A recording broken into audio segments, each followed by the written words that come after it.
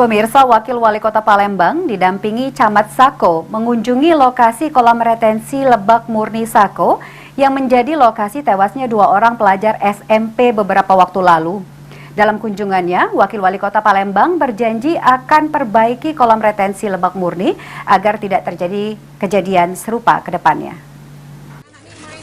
Kolam retensi. Memang biasa berenang di situ atau kayak mana? Jadi mereka nih sedorong-dorongan itu. Didampingi Camat Sako dan sejumlah stafnya di Pemkot Palembang serta anggota DPRD Palembang, Wakil Wali Kota Palembang Fitrianti Agustinda atau yang akrab disapa Vinda mendatangi kolam retensi Lebak Murni Sako.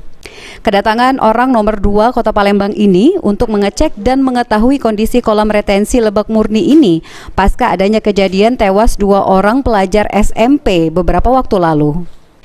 Fitrianti Agustinda usai pemantauannya berjanji akan segera memperbaiki kolam retensi Lebak Murni. Usai selesai dilakukannya proses pengelolaan aset oleh Pemkot Palembang agar tidak terulang kejadian tewas yang dialami oleh pelajar. Ini karena rasa prihatinnya mendalam, karena ini bagian dari anak-anak juga memantau bagaimana kondisi kolam retensi ini, dan tentu berharap karena memang ternyata kolam retensi ini juga masih meninggalkan beberapa persoalan, termasuk aset ini sebenarnya belum diselesaikan oleh pemerintah Kota Palembang. Nah, saya berharap ini bisa kita awali dengan baik untuk kita selesaikan terkait masalah pembelian aset ini sehingga pemerintah Kota Palembang betul-betul bisa memperbaiki ya kolam retensi ini. Mungkin nanti kita pasang